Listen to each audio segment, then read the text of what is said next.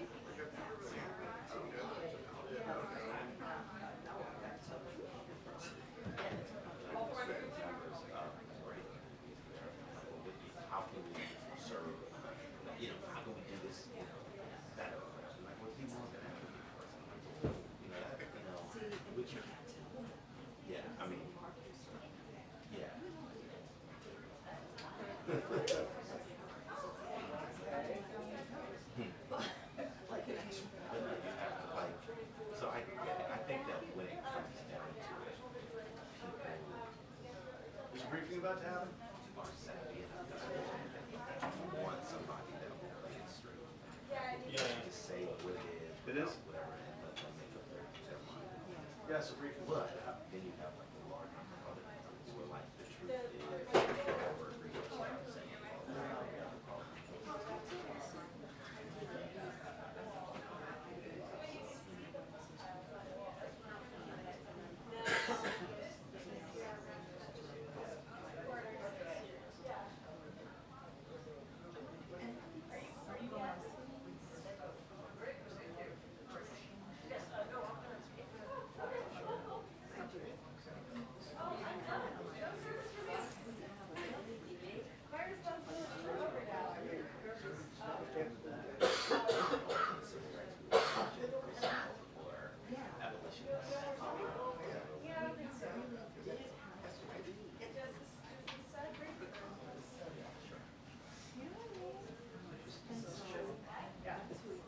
He's gonna, yeah, it's a new chair.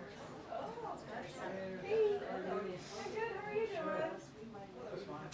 Yeah, I know, so, I mean, like, you know, they definitely had little inside call-outs with the Marriott thing. I went home and asked my husband about it, and he was like, oh, so I thought it was sort of realistic. Did they talk about the Marriott? I was like, yes. Yeah, it's just little Easter eggs. Yeah. Are we only covering sort of East Coast elite? Are you covering active? And it's not just one university. Yeah. Yeah. Yeah, I think so. Yeah. I mean, yeah. But yeah, we were all pretty much like on the same plane. Yeah.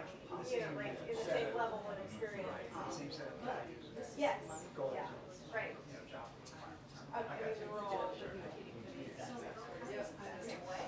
But that's kind of fun. Well, I think that's right. Yeah. So as a matter of storytelling, it's good. Smart. But, and the whole, like, Amy getting knocked off the right through. Yeah. And like, oh yeah, I remember that. Yes. All of us. Yes, but I specifically remember it happening with her, like on lunch night and what is like. Yes. Yeah, right. And apparently lives in it. Yeah, sure. You wanna call it like Right. that. And say, just I'm definitely gonna watch the whole thing. because like It was a nice little event. and I've read this, I had no idea. I didn't even know what that thing was. large But it's widespread smart. just small, right? At least one and one. Yeah. I mean, birthday cards. Right. Right. You don't have to run like the whole. Well, I guess the museum doesn't exist anymore. But whatever. You But just how much equity is being oh, it was great. to housing discrimination. You know, glad like, I went. it's I more was really nuanced. seriously It is debating not whether I like had enough gas in the tank last night, but I'm glad I went. Right. Yeah. For the sake of it, Yeah. it's more And then nuanced. people I think the question, the conversation.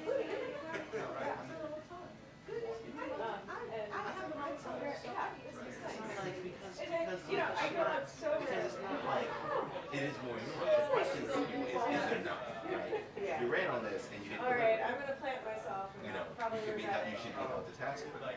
But you should also get credit for Progress. your progress or equity or baby steps or whatever. And the question that goes on that side is whether or not that is enough. What, you know what I mean? And so like, I think I take it from there. 'Cause like I just I'm not a black man. Very right. Like without the nuance.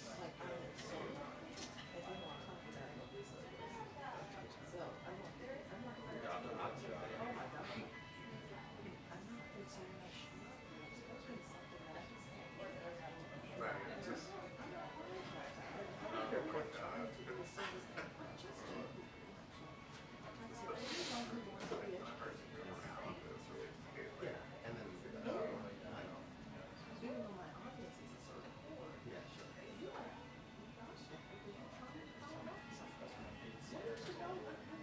Yeah, sure. But you can realistically ask if they're doing enough and so less. Because, you know, Michael, and whether that applies equally to various aspects of this legit question.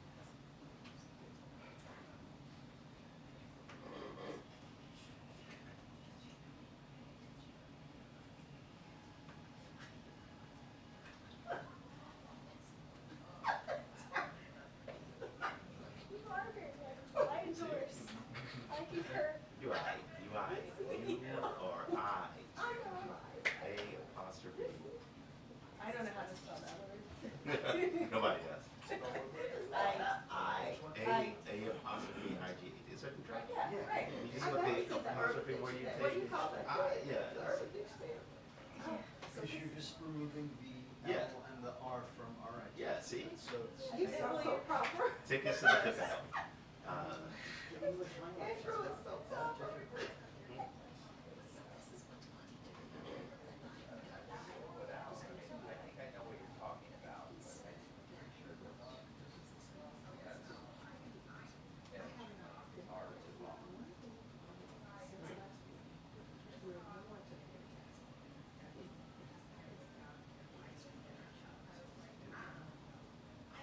I wonder if I don't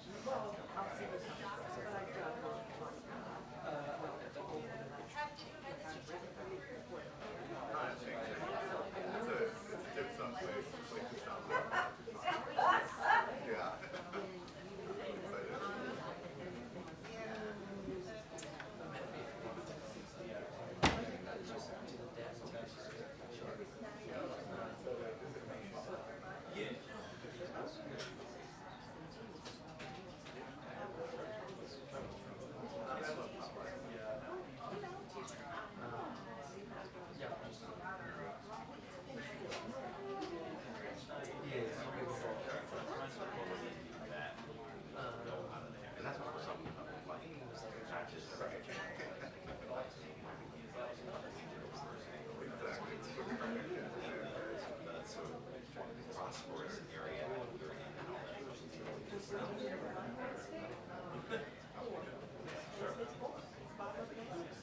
Carolina has this thing where it's very, it needs to be more south, inspirational, but yeah, and then Charlotte and Raleigh, well, the triangle. sure, and everywhere else it is like a struggle. So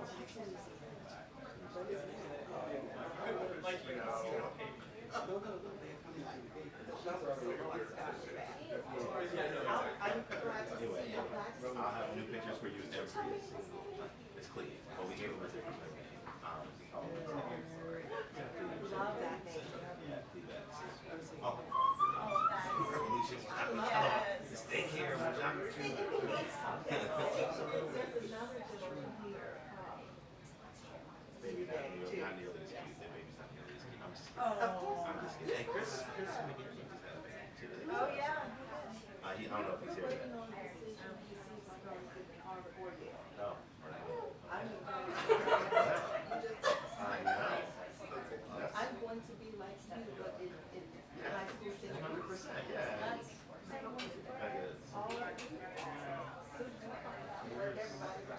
Thank you. It's nerve-wracking.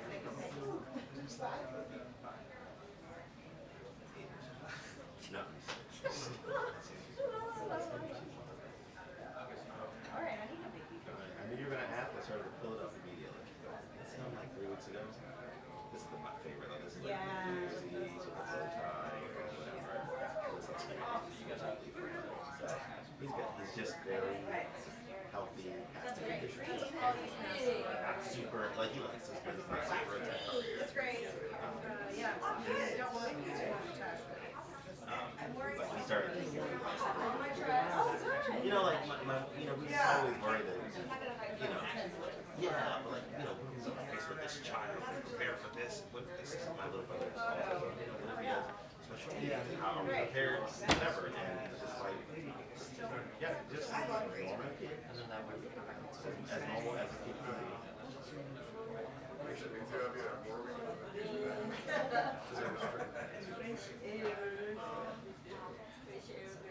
You know, like, this generation parents stuff. Okay. Dad first placed his glasses, then he found them in the research. I didn't know why he never found them. I told him to look in shorts and he couldn't find them.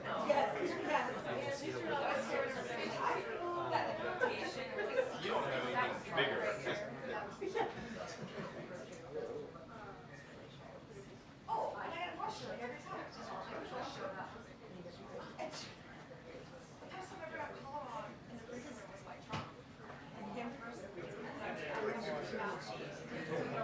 asked Fauci a question and Trump pushed him out of the way. It's like, I know. And I was like, he called me. Is this your belief that Trump was right? No. Like, what? Throw it all. Hey man, how are you? I don't know. But yeah, but I'm Say you guys haven't done like that. No one cares about this. Everybody just cares.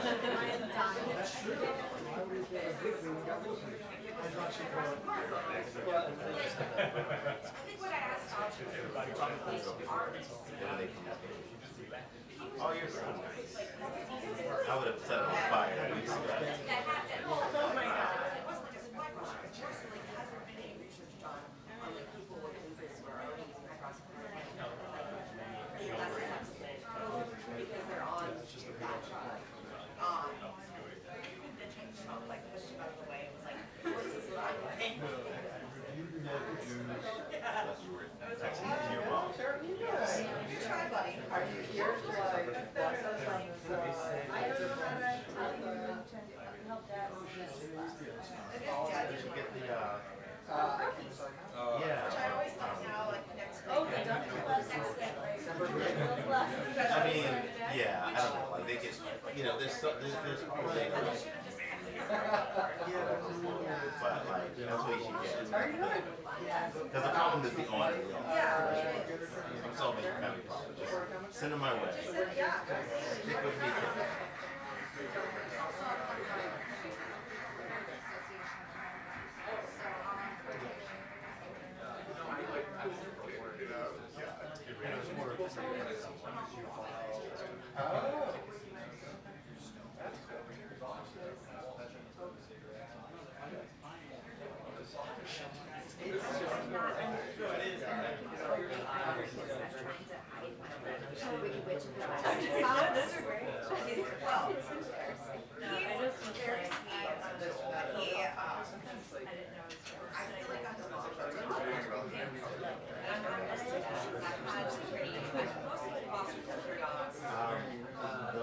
said, we'll begin soon after they go through this. No, because he said right outside is way too bad. The neighbors are like, Getting flashbacks, I feel like.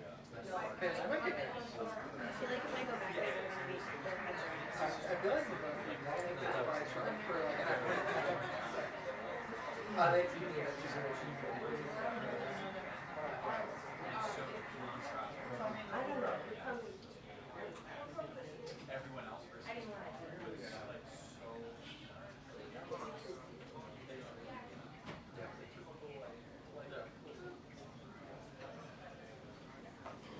Yes, Scott. No, it's cool. yeah, I can't have this dog. But he's too much of a project. He's one school, so like, he's really reactive to other dogs. Oh, Okay, so like, my apartment is dogs, and it's driving my neighbor nuts, and I'm on it for 2 days. So like, he will not be a foster fail, but I think he's trained, potty trained, like, he's extremely affectionate, like, he's good with people, like, so he's usually adopted. It's just like, with my dog's growing, she was awful with other dogs until she went blind, and then she couldn't see other dogs. So she couldn't like attack them. If you can't see them. So I'm gonna like foster here and there. I will foster the intent of family. easier than developing. Like halfway. This year. I got another one. Because I was one of the dogs I like take to the gotcha. So this is my stick out. My friend Israel. And then Yeah. Yeah.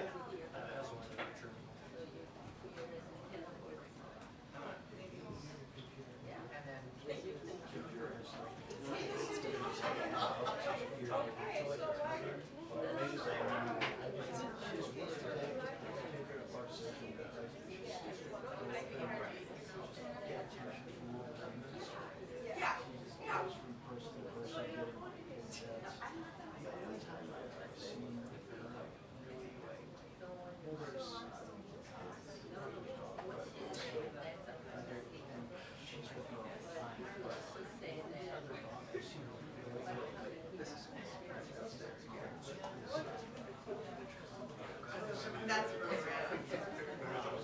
Does he also take them to that?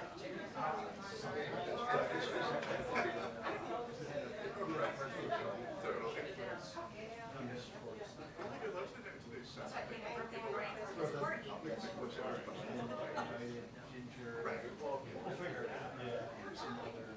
Wait, did he only invite other party members? Is that what he was scared?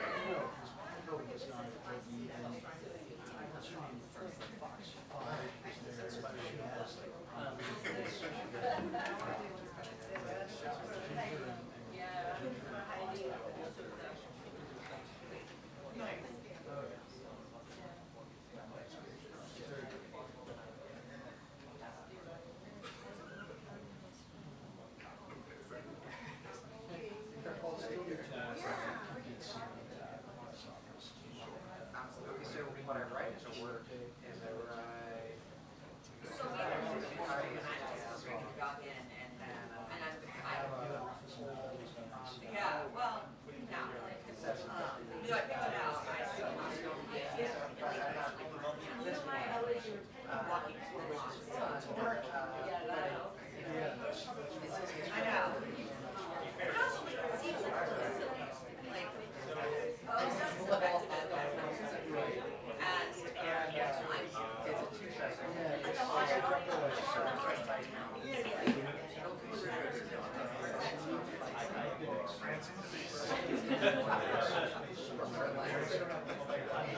We'll find out soon. But it's funny because the little guy, I actually got number Oh yeah. But they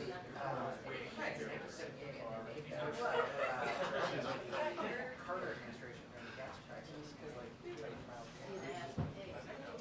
and so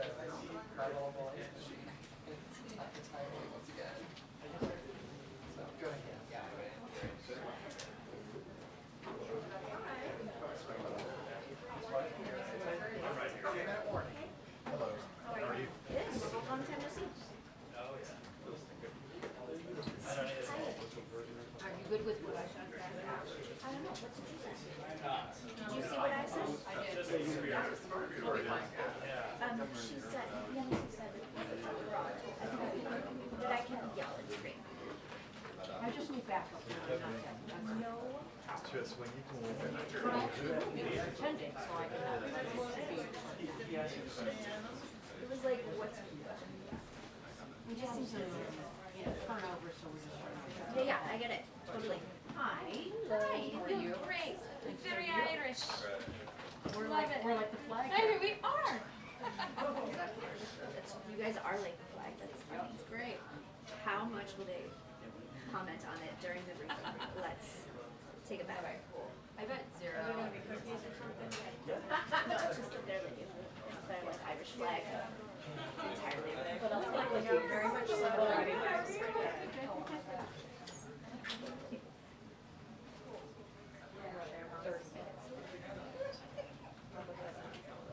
Right? The morning plays are color. I don't. That's the Regular day. Every other day. Because of the background. Do you have to? That's why you do it. Yes. Hi, hi, hi. Happy Friday. Good afternoon, happy Friday. We've made it today, or this week, I should say. Okay, I have a couple things at the top, so please bear with me here. So this morning, the President was excited to host Taoiseach of Ireland for a bilateral meeting. As you all know, this is a long-standing annual tradition. The leaders of our countries and is an opportunity to reaffirm the close and enduring partnership between the United States and Ireland and the strong connections between our peoples. The President and Taoiseach discussed our country's shared commitment to supporting Ukraine in the face of Russian aggression, and the President commended the people of Ireland for opening their homes to welcome and support over 100,000 Ukrainian refugees who have fled Russia's brutal invasion.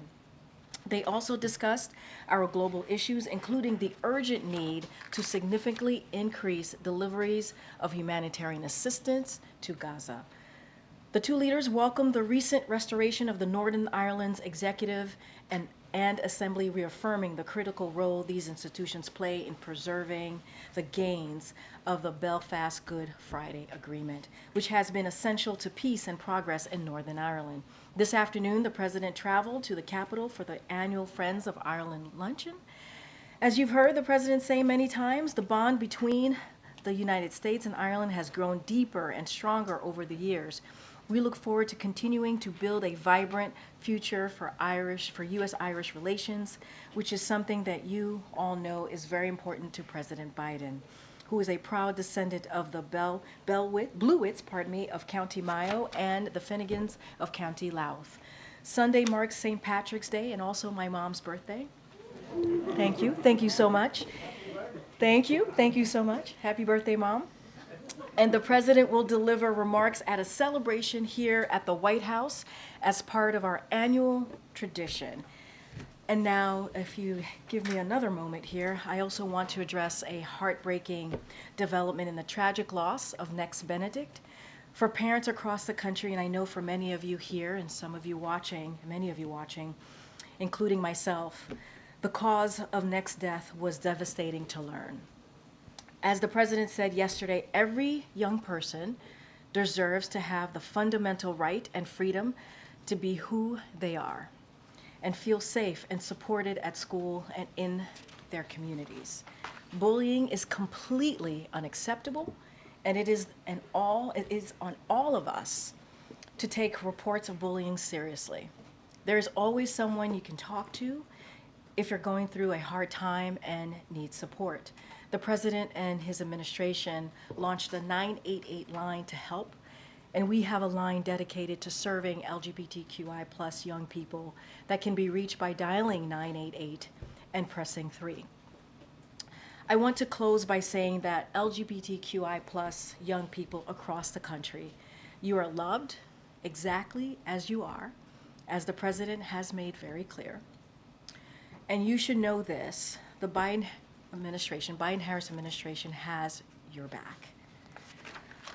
Now, this morning, the President released a statement marking the International Day to Combat Islamophobia. In his statement, the president recognized the violence and hate that Muslims worldwide too often face because of their religious beliefs and the ugly resurgence of Islamophobia in the wake of the devastating war in Gaza. Put simply, Islamophobia has no place in our nation. That's why in 2022, the president asked his team to establish an interagency policy committee to counter anti-Semitism, Islamophobia, and related forms of bias and discrimination. We are also currently drafting the first ever national strategy to combat Islamophobia and related forms of bias and discrimination. And we want to continue to implement the national strategy to counter anti-Semitism amidst the serious increase in anti-Semitism and to advance the White House initiative on hate-motivated violence. Put simply, we are taking concrete steps to make real for all Americans the promise of America. And we affirm our commitment to do all we can to put an end to the vicious hate of Islamophobia here at home and around the world. Now, for more than a year, the United States has engaged Haitian stakeholders across the political spectrum, CARICOM, and other international partners to support Haitian-led efforts for a peaceful transition of power. Since February 29th, the urgency of the support for Haitians has increased because gangs have escalated violence, exacerbating the humanitarian, security, and political situations. On the humanitarian front, the United States remains the single largest donor of humanitarian assistance to Haiti, with over $170 million since October 2022, including the additional $58 million we announced just this week alone, $33 million on Monday, and $25 million today. With our assistance, UN agencies and NGO partners provide life-saving assistance to more than 1.5 million Haitians. On the security front, we are urgently mobilizing support we and the international community can immediately provide the Haitian National Police to help them restore security. We are working expeditiously with international partners and Congress to expedite the deployment of the Kenyan-led multinational security support mission, to which we have contributed a total of $300 million to bolster the HNP's capabilities. That's the Haitian National Police. National Security Advisor Jake Sullivan spoke today to his Kenyan counterpart, Monica Juma, reaffirming a shared commitment to supporting the Haitian people and expediting the multinational security support mission to assist to the HNP. We have surged law enforcement resources to counter firearms trafficking, and the Justice Department has prosecuted those responsible for smuggling firearms into Haiti. On the political front, Haitians from across the political spectrum and segments of society, including religious leaders, business leaders, and civil society, made tough compromises, which resulted in a Haitian-driven declaration released by CARICOM just this week. That declaration outlined the contours of an inclusive, broad transitional presidential council. The TPC will name an independent permanent election council, which was dissolved in 2021. We applaud Haitians for creating a roadmap to establish a new permanent electoral council to support free and fair elections and strengthen its democratic institution.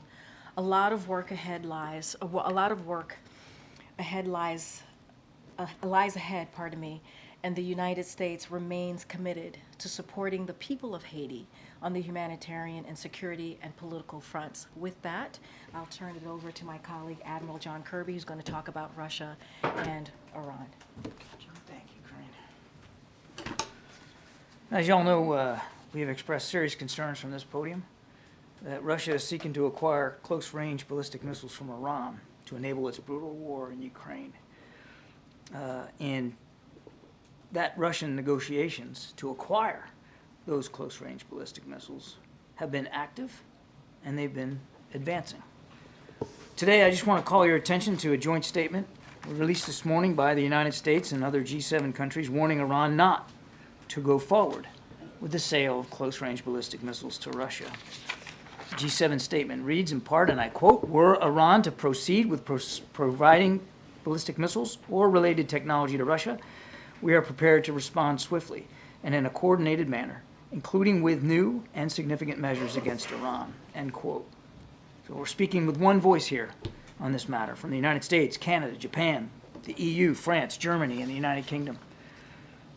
Now, shifting gears, next week, the United States will be sending a high-level delegation to the Summit of Democracy that will be led by Secretary of State Antony Blinken. The U.S. delegation will also include senior U.S. government officials from the NSC, from USAID, and of course from the State Department. At the summit, being hosted by the Republic of Korea, and we're very grateful for their leadership in that regard.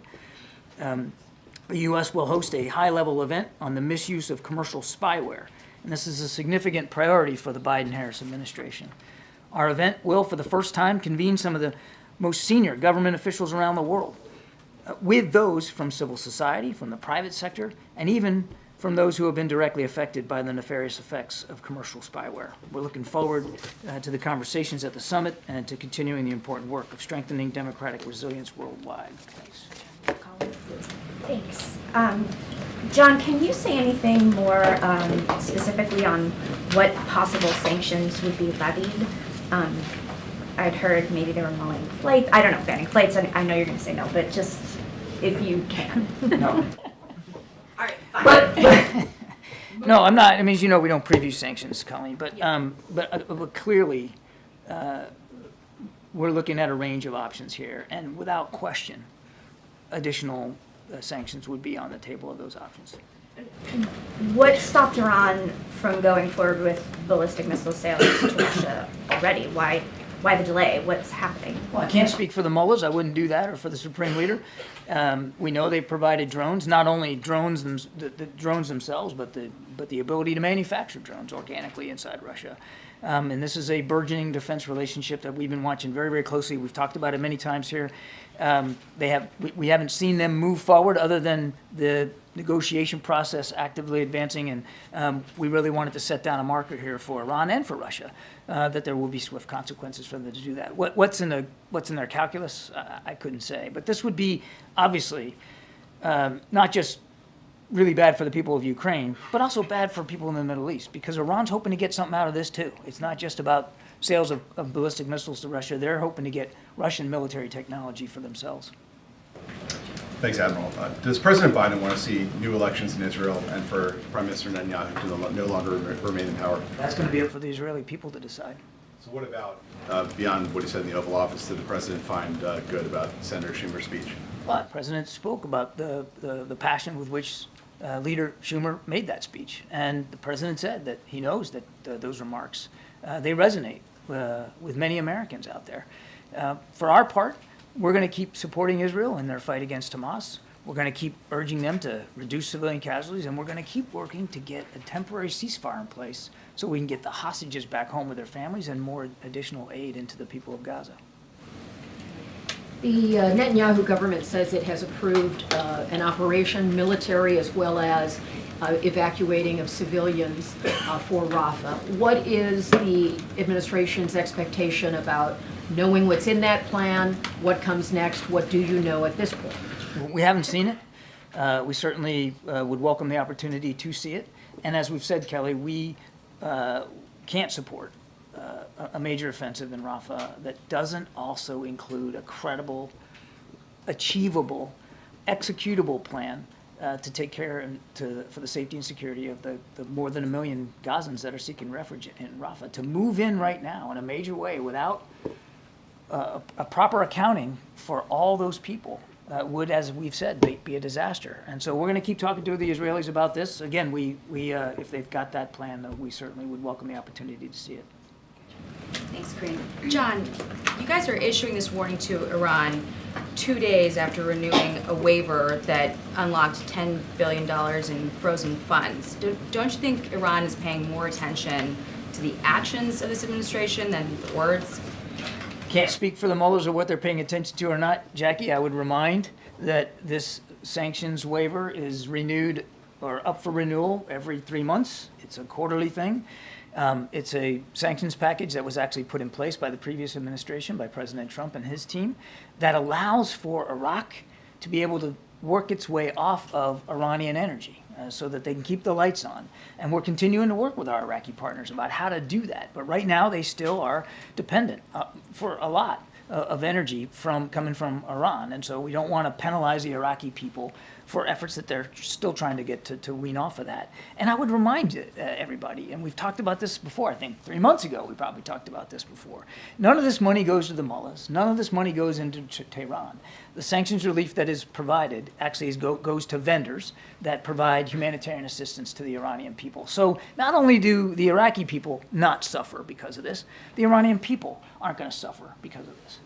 Wouldn't it be, though, the Iranian people who would suffer as a result of the teeth in the warning? I mean, you're saying you would suspend flights on Iran Air to Europe if Iran supplies ballistic missiles to Russia. I didn't say that. Press report said that. It's not, but it's not like, you know, the Ayatollah flies commercial. I mean, that's the Iranian people would be the ones who'd be harmed by that if that comes to pass. It's also not like the regime and the IRGC are thinking this is some sort of windfall, like this is somehow going to make a big difference in their support for terrorist networks in the region. I mean, they continue to support Hezbollah, Hamas, the Houthis. I could go on and on. That hasn't changed since 2018 when these waivers have been passed by this administration and the previous one. Wait, now hold on a second. So you're talking about one of the most heavily sanctioned countries on the planet, and we're still going to look at additional options if we need to. We've been nothing but clear and direct, and quite frankly forceful in pushing back on Iran's activities in the region. In the last 3 months alone, since the last renewal, you had an Iran-backed proxy kill 3 American soldiers in a drone attack in Jordan, the Houthis in the Red Sea firing anti-ship and ballistic missiles, suicide drones, commercial vessels and Navy ships. You had, 3 atomic bombs apparently could be built in Iran with uranium's been enriched to that extent. Blinken today addressing that very issue in Vienna, saying there's still an issue of the IAEA inspectors. I mean, what have they done in the last 3 months to justify another renewal of this waiver? It's a renewal that we go through every quarter. And it's really about not penalizing the Iraqi people and the fact that they're still heavily dependent on Iranian energy. But in the last 3 months, look what else we've done.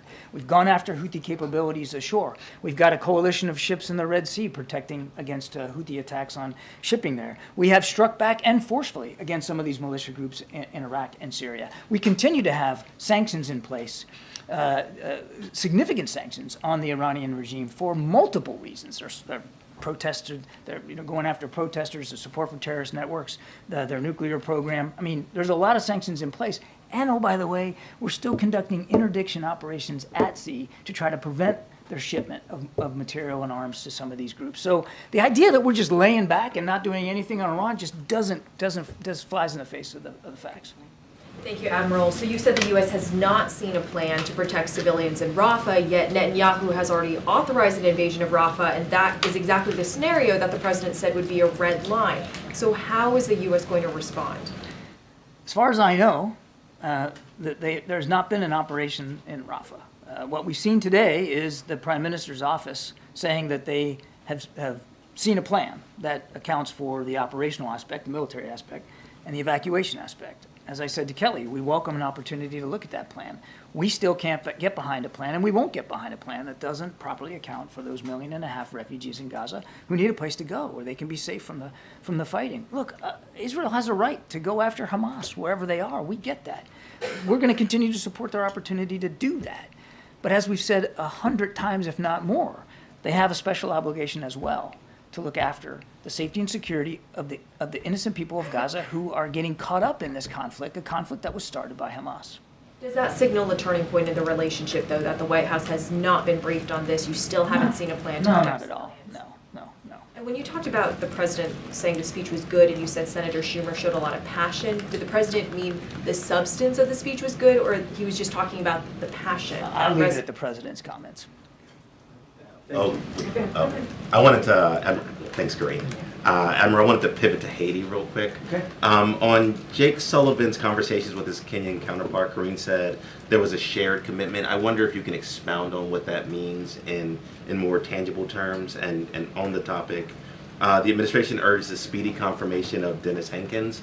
On the other side of that, confirmation, what are his next steps? When does he arrive in Haiti? What does that look like in the days coming forward? I'd have to refer you to my colleagues at the State Department to speak to the ambassador's travel plans, and I have no doubt that he's going to want to get down there as soon as possible and get started. I mean, he's obviously been eager to get confirmed, and we're really, really grateful that he got confirmed and he'll be in place. That'll make a big difference down there. But again, the State Department can speak to that.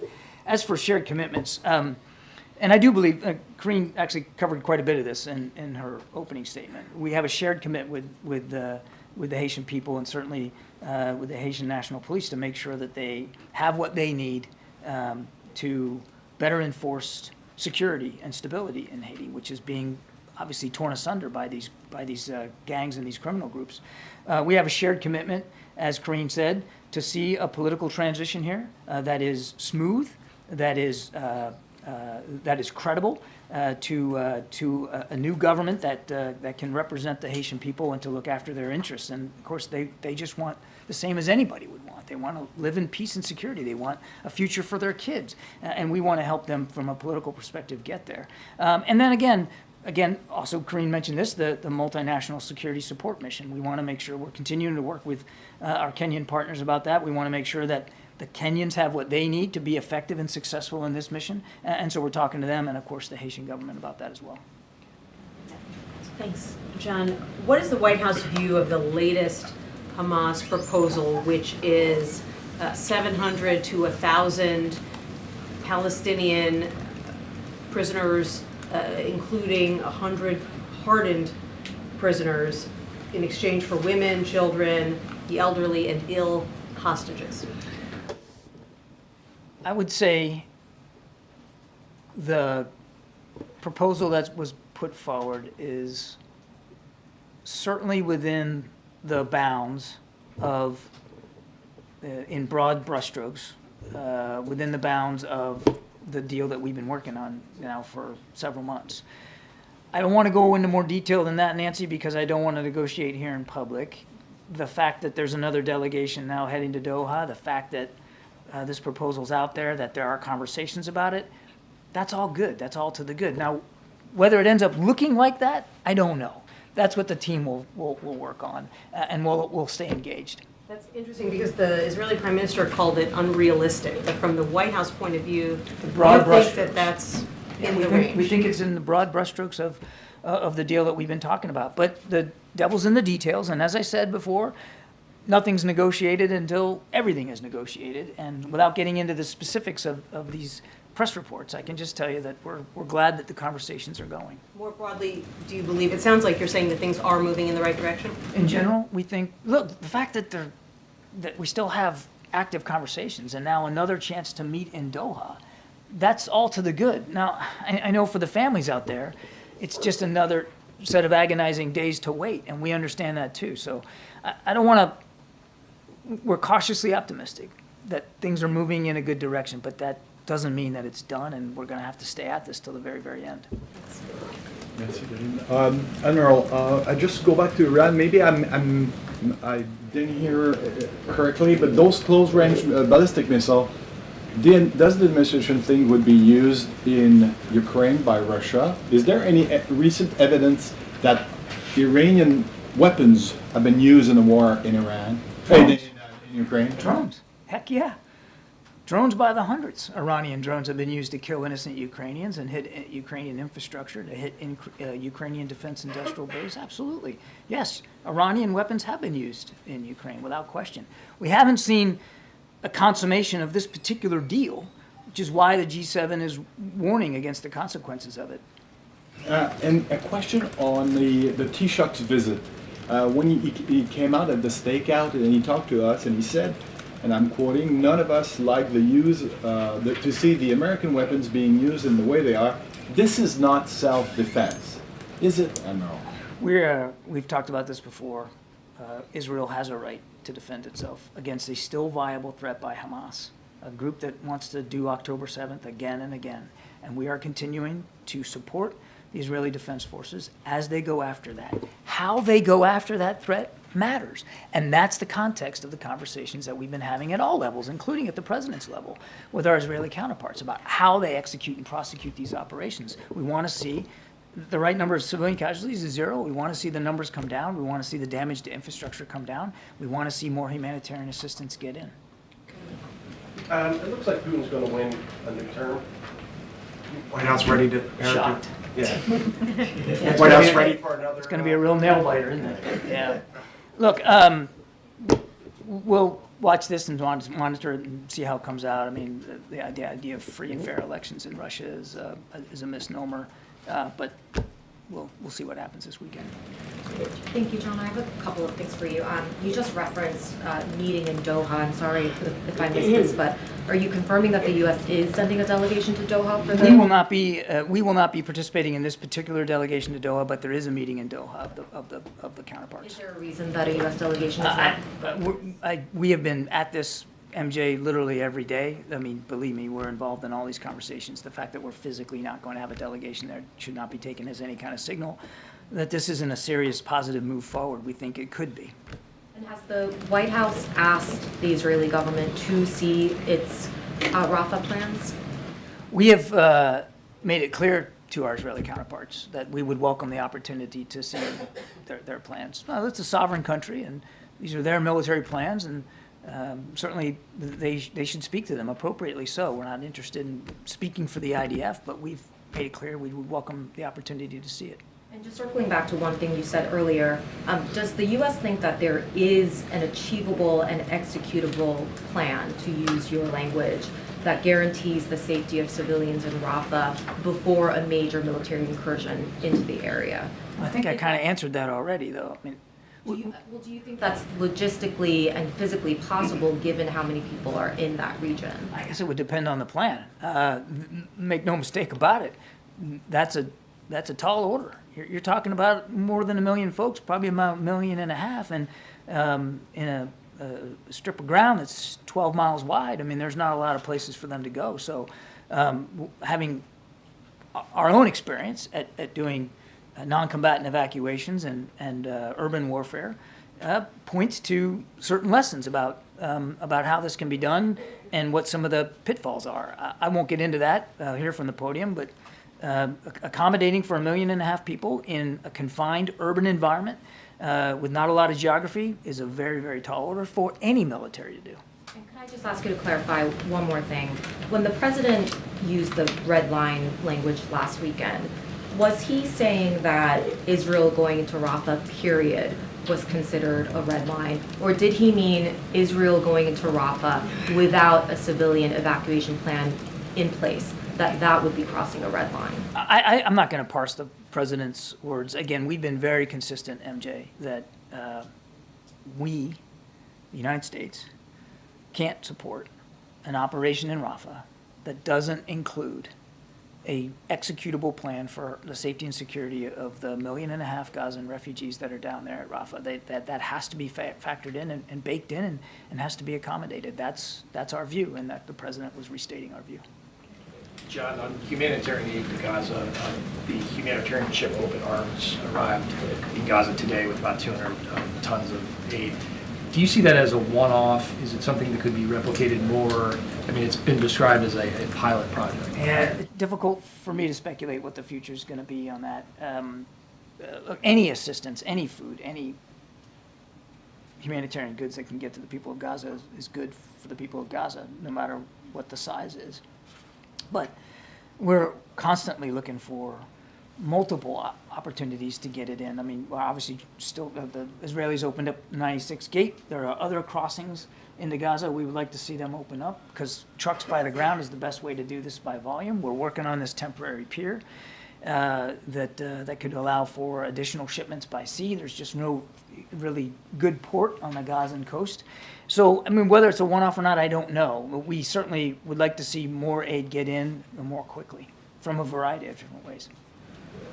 Has the Biden administration asked countries like France to stop talking about sending troops to Ukraine? No. But would the U.S. oppose any nation sending troops to Ukraine? Those are sovereign decisions that a nation has to make. I can just speak for this sovereign nation and this commander-in-chief, and he's made it clear that we will not put U.S. boots on the ground. Thank you, Karine. Thank you, John. I have a question on Indo-Pacific and then Ukraine. So on Indo-Pacific, Fiji just decided to uphold the policing cooperation agreement with China. We know the Biden administration has been working with the Pacific Islands for a few years right now, but it seems that country is still cozy with China. Is the United States losing the competition over there? We don't ask countries to choose between us and China. They got to make their own decisions. These are sovereign decisions as well. We are deepening our partnership with Pacific Islands countries, and we're going to continue to do that across a range of capabilities, not just military security capabilities, but each nation has to decide for itself. We are not asking people to choose between the United States and China. We have a bilateral relationship with China, which we greatly value, and as you saw in the fall when we went to San Francisco. Regarding the allies in the Indo-Pacific, we know Japan, of course, is a trustworthy ally. But we're also seeing President Biden seems to opposing the Japanese company Nippon Steel to purchase the U.S. steel. So if Japan is not trustworthy enough to invest in the United States, who else is? The relationship with Japan is extraordinarily strong. It's one of the strongest alliances we have in the world. 5 of our 7 treaty alliances are in the Pacific, and that's a key one. And I think you're going to see it. You're going to see the power and the promise of that alliance in full flower here when Prime Minister Kishida comes for the state visit. There is an awful lot to talk about. President has also been clear about making sure that steel workers in this country know that he has their back, and he made his views known on this potential merger. But that doesn't take away one bit from the terrific relationship that we have now and will continue to have with Japan. Ukraine, sorry. At least 20 people were killed and dozens injured in Russian double strike on Odessa. What can the United States do to ensure Ukraine that needed air defense capabilities going forward, given right now the Congress situation? Your question should have been, what can the Congress do to ensure they can pass the supplemental bill so we can get critical air defense capabilities to Ukraine? Thank you, Karine. Vladimir Putin said that Russia is going to launch a nuclear power unit or some kind of a nuclear stuff into the space. So should the United States take it seriously as a serious threat, and are there any ways to deter Putin in space? I haven't heard that particular comment, so I can't. I haven't heard him. I haven't heard that actually been said. But just broadly speaking, your question is, do we take it seriously? Yeah, obviously we do. I mean, the nuclear rhetoric coming out of Moscow, not just from Putin, but from Lavrov and Peskov and others, is worrisome. And you have to take it seriously with a nation with that kind of capability. I would just tell you a couple of things. One, we monitor it very, very closely. And we've seen nothing that has caused us to believe we need to change our own strategic deterrent posture. All right, just a couple more. Thank you. Congress is still debating raising the cap on visas for Afghan allies, many of whom are still waiting to get into the country and waiting in pretty inhospitable places. What's the administration's position on the number of visas that the president would like included? Republicans are trying to keep it down under 4,000. And if they don't get this into the upcoming appropriations bill, is there a plan B? I think I talked about this a little bit yesterday. We think that by end of summer, we'll probably, at the rate we're processing SIVs, we'll blow through the 7,000 we have left, and we're asking Congress for 20,000 more. And we think that that will really be able to help us get all those worthy SIV applicants safely out of Afghanistan. How hard is the president willing to fight for that 20,000 number? He has been clear since the beginning. We may have ended the war in Afghanistan. We never ended our commitment to our Afghan allies. He is 100% committed to doing everything he can, and the rest of the administration as well, on working with Congress to get those SIV visa allowances in place so we can get those Afghans back out of Afghanistan. Thank you so much. A question about the Houthis. They have warned that they will expand their operations and start attacking the ships taking the longer route, the one going around the Cape of Good Hope. So how serious is this threat in your view? And also, how actively is Iran supporting the Houthis right now? They're still supporting the Houthis. They're still providing all the capabilities. We keep working to degrade those capabilities, and we take those threats seriously. We have to. Thanks, Karine. Thanks, Admiral.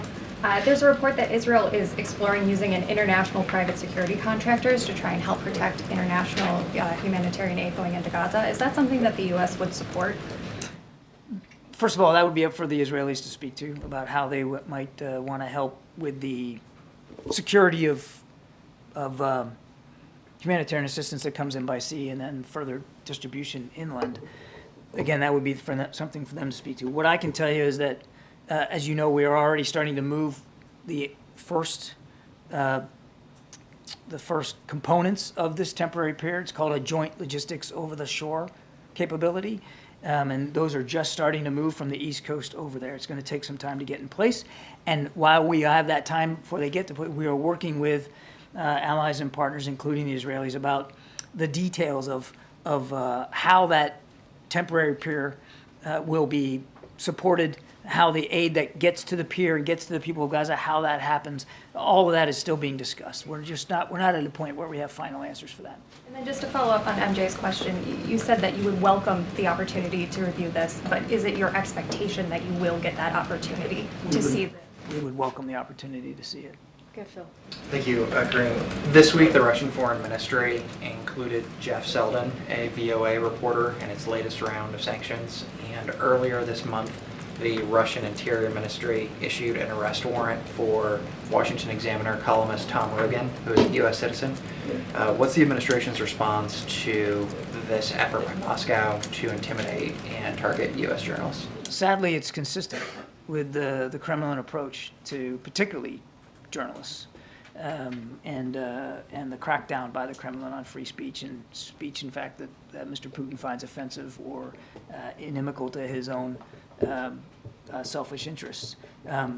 So it's, I think, just another reminder, and I think it underscores, first of all, the danger to Americans who may be in Russia and the need not to be there, but also the real danger of an autocrat like Putin and what he's really after here. Thanks, sir. Raquel, you have the last question. Thank you so much, Karine. Hi, John. Two questions, John. One on the Russian election, including those that are taking place in Ukrainian territories. Which are illegitimate. Will the United States recognize these results? No, of course not. No.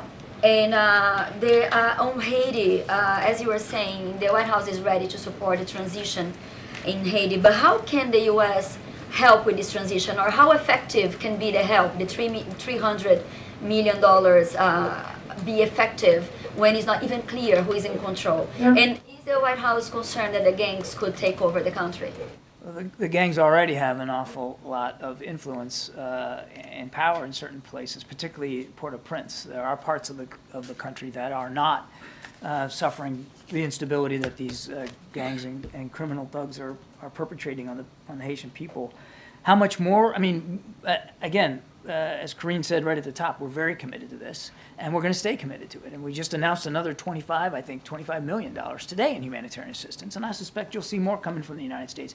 Not just from us, though, but from some of our allies and partners as well. The situation on the ground is dire.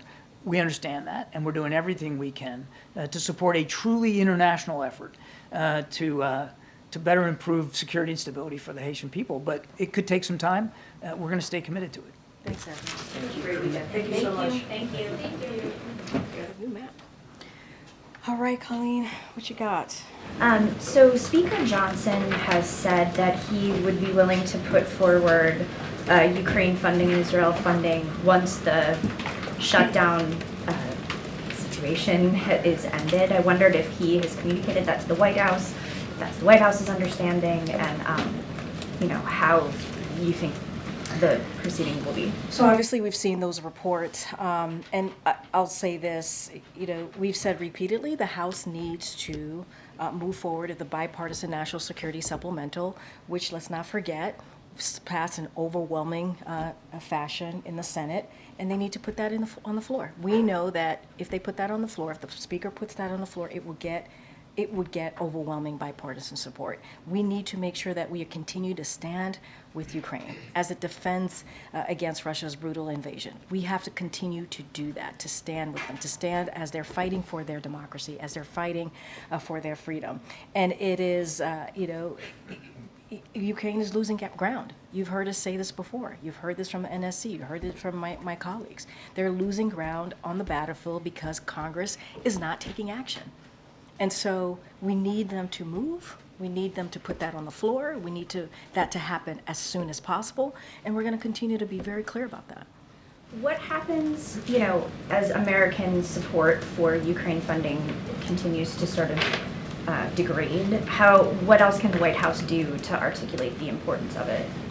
Look, we're going to continue to speak to it. But here's the thing. In Congress, there's bipartisan support. There's overwhelming bipartisan support. We saw that in the Senate, and we know that to be true, to be a fact in the House. That's what we know.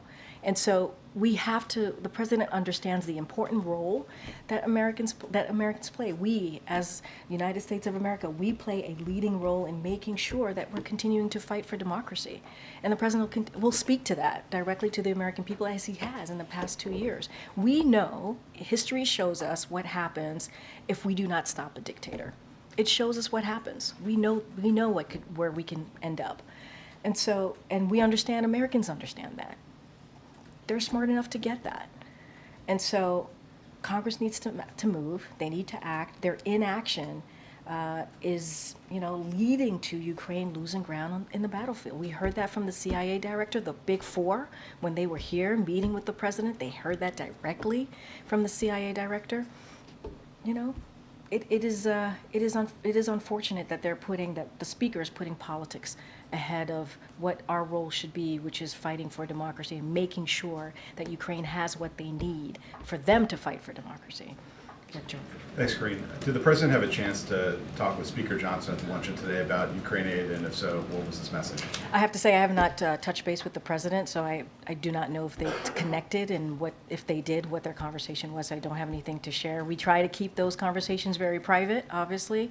What I will say, I don't think the president is always very clear what he says publicly and in private, right? Which is when it relates to, obviously, the National Security Supplemental, it needs to be put on the floor. The speaker needs to do this. He didn't hear this just when the speaker was here, the Big Four, meeting with the president and the vice president. He didn't hear it just from the president, right? He heard that from the other leaders as well, his counterparts, right? His peers in Congress. And they all agreed that we needed to move forward on this. So the president's it really doesn't matter because the president's been very clear. The speaker needs to put the National Security Supplemental on the floor. It will get bipartisan support. It will get overwhelmingly bipartisan support. That's what we know. That's what we understand, and that's what we've heard from congressional members. Thanks, Karine. So the majority of Palestinian American, Arab American, and Muslim organizations that the White House reached out to for a meeting this week rejected the invitation. So what is the White House strategy on this, and are there plans for the president to directly engage with these communities? So look, the president, as you know, has had an opportunity to meet with members of that community not too long ago, leaders of that community, the Arab American community, the Muslim American community, not too long ago. And so, look, what I will say is we understand that this is a difficult time, that this is a painful time. We understand that the events of October 7th that killed more than 1,200 souls, right? Took more than 1,200 souls in Israel, and also took Hamas, the terrorist organization, also, as we know, took hostage more than 200 people. And what that led to, that war that led to, is incredibly painful. We understand that. And so, look, we're going to continue to, as you know, the president, senior officials from the White House met with members of those communities in Illinois just yesterday, and we're going to continue to have those regular meetings to hear directly from them, and the president believes that's important to do, to hear it from those voices. The majority of the groups that the White House reached out to for that meeting in Illinois rejected the request. And when was the president's last meeting directly with communities? What date was it? I mean, look, I hear what you're saying, but the point is that we, the White House, is actively engaging with the community, and we have been, and you know this. You know that to be true. We've been actively engaging with them regularly since October 7th, and we're going to continue to do that. I'm not going to speak to who attended. That is not for me to do from here, because the point of those meetings actually is for them to be private.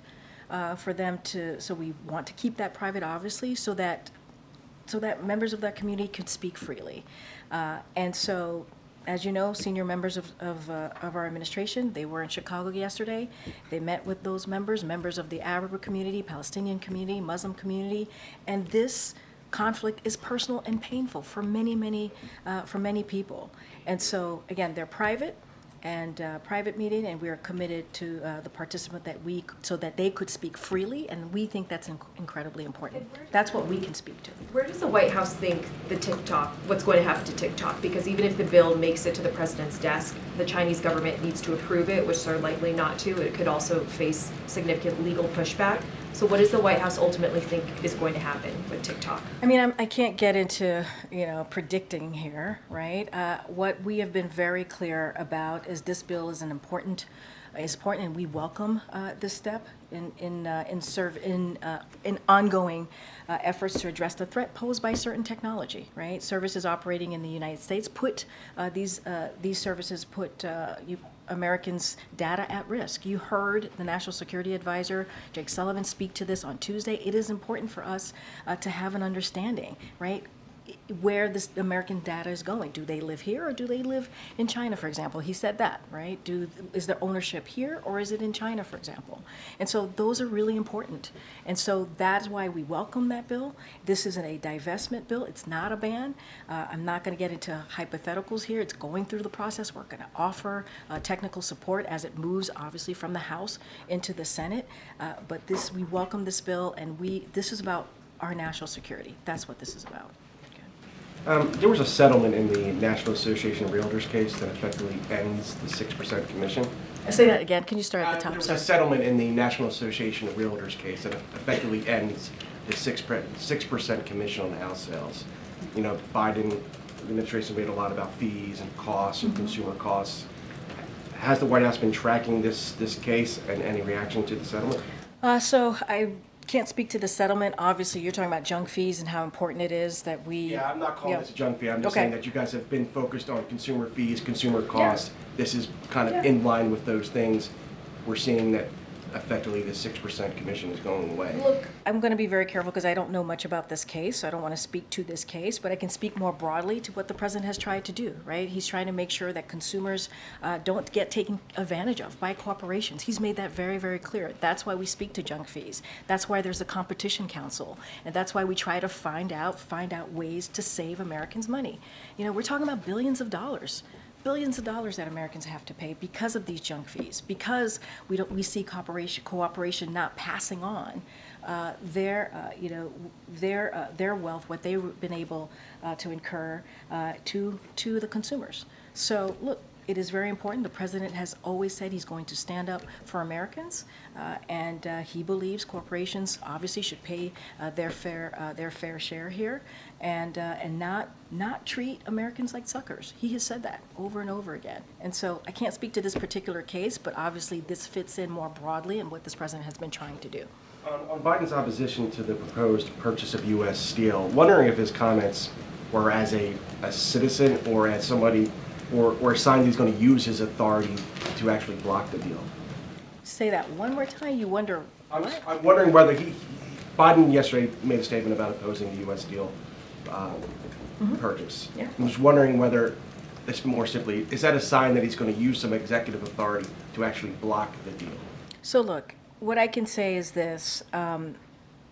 When it comes to American-owned and operated U.S. steel companies, they're incredibly vital to our supply chains and our national and economic security. That is what you heard from this president when we put out a statement on this.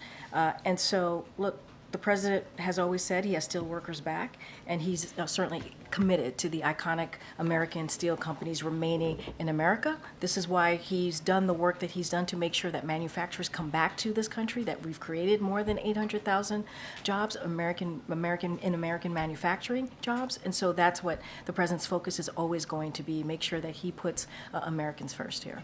Last question. A lot of bad headlines around Boeing. Some news today. Wondering if the White House thinks Americans should be concerned about flying commercial Boeing Airlines.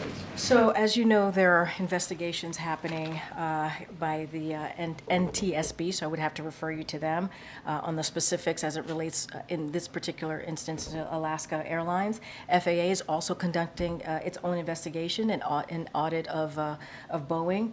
Look, we take this very seriously. The FAA takes this very, very seriously. But there's investigations happening. FAA, and we stand by FAA and the actions that it is taking to increase safety oversight of Boeing, and so I'm just going to leave it there. But NTSB certainly will have more to share because they are independent agencies that's looking into it. Good, MJ. Following up on that, I know I've asked you this question in the past, but given the additional Boeing-related headlines recently, does the president still believe that it is safe for Americans to get on Boeing airplanes? So look, what our commitment is to make sure that we want to put the safety of Americans first, and that's what FAA is doing. So they are taking actions. We stand by those actions to increase safety, obviously, and oversight of Boeing, and I think that's important. There's investigations that's still continuing by NTSB, and also FAA, and so, we're going to do. The FAA is going to take the action to do what they can and everything that they can to make sure that it is safe and take those actions. I don't have anything else to share beyond that. Would he tell the American people, though, obviously there's a lot of concern right now and nervousness, that it is safe to get on a boat? I think what Americans should know is that FAA is doing everything that it can to make sure that Americans feel safe. They are taking the actions. We stand by those actions to make sure that there is increased safety, oversight of Boeing, and that's what the American people should feel reassured by, that FAA is doing everything that they can to make sure that we get to the bottom of it. Sure. Topic. CNN reported yesterday that some Democratic senators have told the White House that there aren't enough votes in the Senate, including support among some Democrats, to confirm the president's judicial nominee, Adil Manji. Where do you think his nomination goes from here? Look, I'm not going to get into speculation. Obviously, the president put forth Manji because he believed that he was the right person for the job. He was, has the experience to get the job done on behalf of the American people. He certainly stands by his appointment. I just don't have anything else to share about how this is going to turn out, but certainly we support his continued process, and we think that Congress needs to move and make sure that he gets confirmed. Does the president himself believe that Mr. Manji was targeted for being Muslim American? Look, that is something that Congress needs to speak to themselves. Really, that is a question for them. Well, the White House has said that. I'm just wondering if the president believes that. I mean, look, we've been very clear. If that is the case, that's unfortunate. That shouldn't be. That shouldn't be. He has the experience to do the job. That's why the president put him forth. And if that's the case, that's certainly shameful. Thanks, Karine. Two questions for you. Has President Biden had a chance to speak with Senator Schumer since his speech yesterday that he called him? I don't have a conversation to read out to you at this time. And following up on Selena, we reported a lot on a meeting that the president held with some Arab American and Muslim leaders in late October. Is there another meeting that the president himself personally took part in since that? I don't have another meeting to read out to you, but look, I think it's important that senior officials in the White House have had regular meetings with the communities, right? With the Arab community, Muslim community, and Palestinian community. I think that's important that we continue to hear directly from them. We want to hear what they are feeling, how they're feeling about the situation. We understand that it is incredibly painful for them, and so we're going to continue to keep those lines of communication open. You just saw, you're aware, or you all know that there was a meeting in Chicago, there was a meeting in Michigan, and there's been others. And so, look, the president gets a readout of those meetings. He hears directly from the officials who have sat down and had these important critical conversations. We try to keep them private because we want to make sure the leaders who are attending these meetings can feel freely to have the freedom to say what it is that they want to tell us and want to share with us. So we try to keep those meetings as private as possible. Is there any plans for the president to take part in another one of those meetings? I don't have anything on the president's schedule as it relates to a meeting with the leaders. He has met with the leaders, as you know, and he feels that it is incredibly important for his White House to continue to have those conversations. Thanks, Karine. Regarding the Vice President's trip yesterday to the Planned Parenthood clinic in Minnesota, the President has spoken very often about how reproductive freedom is at risk. So I'm just wondering why it was the Vice President that made this trip to this clinic instead of the President, and are there any plans for the President to go himself? I think it's important just to note that let's not forget the Vice President has been on a tour. Right, she's been on a tour around the country since the beginning of this year to go to important critical states to talk about what we're seeing, to talk about what Republicans, extreme Republicans, are doing across the country in these state legislatures, right? Trying to take away a woman's right to choose, reproductive rights. And so it is something that the President even said in his State of the Union. He lifted up the Vice President for the work that she's done. But if you think about the State of the Union, now that I brought it up, it is the first domestic policy that he brought up during the State of the Union, is abortion right, is reproductive health care. That was the first thing that he talked about and leaned into. And we are going to continue to stand with majority of Americans on this, where they are. We have to continue to fight for women's freedoms. And so that's what you see the Vice President do. The President said that to over 30 million people who watched the first domestic policy that he leaned into, that he talked about extensively, and he'll continue to do that. What you saw yesterday is part of what the Vice President has been doing for the first couple of months, obviously in 2024, which is continuing to go to key states where women are affected by these laws. And we see in Congress, Republicans in Congress have introduced 3 pieces of legislation that will ban abortion nationally, and we are not going to stand for it. We're not going to stand for it. Okay, Molly. Oh, okay. Sorry, go ahead. On Monday, the Supreme Court is set to hear oral arguments in Murphy versus Missouri, which argues that the administration kind of overstepped and coerced social media companies into taking down posts. I'm wondering if you all are worried about what this case might mean for your ability to communicate with social media companies in the future. So I'm going to be really mindful here. I'm going to refer you to Department of Justice and their briefing of this case, and that's why I'm going to have to leave it for now. Just to follow up on an earlier question about Boeing, the President flies on Boeing aircraft anytime he leaves Washington. Is he concerned that the aircraft he flies on might not be safe? No, he's not concerned. So why can't he say that Boeing aircraft in general are safe and that Americans should be confident in flying? I want to be really mindful. As you know, there's an investigation happening. FAA is doing everything that they can to increase security, increase safety for Americans. And so just want to leave it there. Obviously, this is a major priority for FAA to make sure that Americans feel safe. And so that's going to be his focus. Go ahead, Ed. Yeah, thanks, Karine. So Treasury Secretary Janet Yellen told me on Wednesday that she does not see a smooth path down for inflation. I'm curious, how bumpy a road will it be before we see all prices then fall? So just going to reiterate a little bit of what she said here. She said inflation is down 2/3 from its peak, and the trend, this is a quote, the trend is clearly favorable, end quote. She expects it to continue to decline with a strong market and economy. And I also want to remind you what caused inflation. We know that inflation was caused by supply chains that broke down because of the pandemic, Russia's war on Ukraine. We know that caused oil prices to skyrocket. Our economy was disrupted by so many ways because of the pandemic. That's what caused inflation. And so because the president took action very early on in his presidency to make sure that Americans got vaccinations and to make sure that we fixed and strengthened the supply chain, he took historic actions on oil so that gas prices could go down.